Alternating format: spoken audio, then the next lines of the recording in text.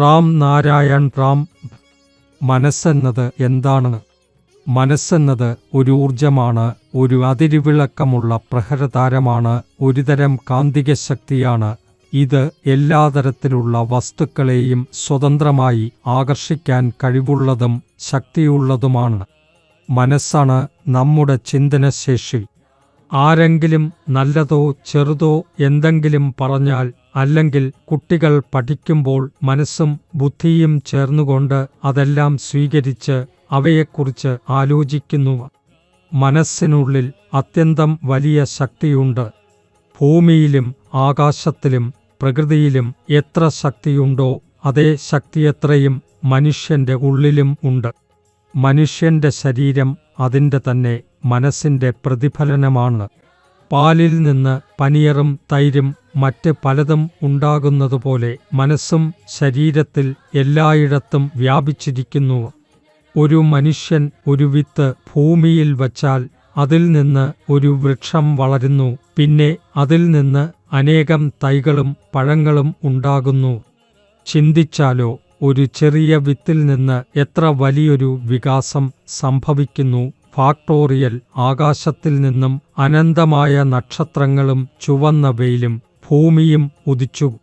വൃക്ഷങ്ങൾ വളരുന്നതുപോലെ ഭൂമിയും സൃഷ്ടിയും ഒരേ രീതിയിൽ വികസിക്കുന്നു.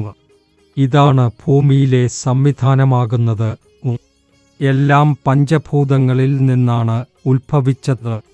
നമ്മുടെ ശരീരം തന്നെ ഭൂമി, ജലം, വായു, അഗ്നി, ആകാശം എന്നിവയിൽ നിന്നാണ് നിർമ്മിതമായത്.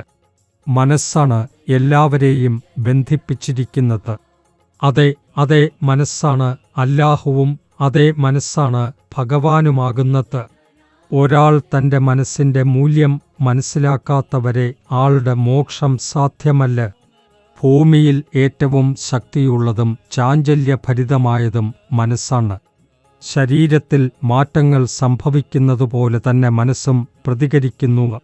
കർമ്മം ചെയ്യുന്നവനാണ് ഫലപ്രാപ്തി നേടുന്നത്. ഏതൊരു പ്രവൃത്തിയിലും മുമ്പ് മനസ്സിനെ അതിനായി സജ്ജമാക്കേണ്ടതുണ്ട്. മനുഷ്യൻ മനസ്സിൻ്റെ വാക്ക് അംഗീകരിക്കാം, പക്ഷേ മനസ്സിൻ്റെ ഇച്ഛയനുസരണം ചെയ്യാൻ കഴിയില്ല.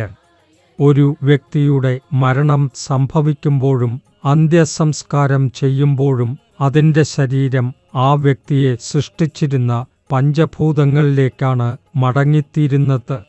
ആകാശത്തെയും പ്രകൃതിയെയും ഭൂമിയെയും ഊർജത്തെയും നിരന്തരം നമസ്കരിക്കണം. റാം നാരായൺ റാം എന്ന ജപം നിരന്തരം തുടരുമാകണം. കാരണം ഈ ബീജമന്ത്രത്തിൽ മുഴുവൻ ബ്രഹ്മാണ്ടവും അടങ്ങിയിരിക്കുന്നു. ആകാശത്തിൽ നിന്നുള്ള ഊർജം കൊണ്ട് പ്രകൃതിയുണ്ടായതും അതിൽ നിന്നാണ് നമ്മളെല്ലാവരും ഉണ്ടായതും. നമ്മൾ അതുമായി ചേർന്നിരിക്കുന്നു. ആകാശത്തിൽ നക്ഷത്രങ്ങളും താരങ്ങളും രൂപപ്പെട്ടു. സൂര്യനേക്കാൾ അനേകം വലിയ നക്ഷത്രങ്ങൾ അവിടെയുണ്ട്. സൃഷ്ടിയുടെ തുടക്കത്തിൽ അതൊരു അണുവിനൊപ്പമായിരുന്നു. പിന്നീട് അതിനവധി വികസിക്കുകയും വലിയതാകുകയും ചെയ്തു. ഇന്നത്തെ ഭൂമിയിൽ ഏകദേശം 800 കോടി ആളുകളുണ്ട്. അവരുടെ ഓരോ ശരീരം റാം നാരായൺ റാമിൻ്റെ പ്രതിഫലനമാണ്. അവയിൽ പഞ്ചഭൂതങ്ങൾ അടങ്ങിയിരിക്കുന്നു. അതിലൂടെയാണ് നമ്മൾ ഊർജവും വിവേകവും ബോധവും പ്രാപിക്കുന്നത്. അതേ വിവേകമാണ് ജീവിതത്തിൻ്റെ യഥാർത്ഥ അർത്ഥം നമ്മളെ മനസ്സിലാക്കാൻ സഹായിക്കുന്നത്. ജീവിതം എങ്ങനെ ജീവിക്കണം എന്നതിൻ്റെ ദിശയാണത്. അതുകൊണ്ടുതന്നെ ആത്മചിന്ത വളരെ ആവശ്യമാണ്. നമ്മുടെ ആന്തരിക മനസ്സിൻ്റെ ശബ്ദം കേൾക്കുക, നമ്മുടെ വിവേകത്തിൻ്റെ വാക്കുകൾ അംഗീകരിക്കുക. അതുവഴിയാണ് ഏത് പ്രവൃത്തിയിലേക്കും നമ്മുടെ മനസ്സും ജീവനും ശരിയായ മാർഗത്തിൽ നയിക്കപ്പെടുന്നത്. അതിനോടൊപ്പം റാം നാരായൺ റാം എന്ന ജപം തുടരുക. ഇത് അത്യന്തം ശുദ്ധമായ ഒരു നാമമാണ്. നിങ്ങളുടെ ജീവിതത്തെ മോക്ഷത്തിലേക്ക് നയിക്കുന്നു. നിങ്ങളുടെ സ്വപ്നങ്ങളും ആഗ്രഹങ്ങളും നിറവേറിക്കുന്നു. അതുപോലെ നിങ്ങളുടെ അന്തരാത്മയെ നേരിൽ കാണാനുള്ള അവസരവും ഇത് നൽകുന്നു.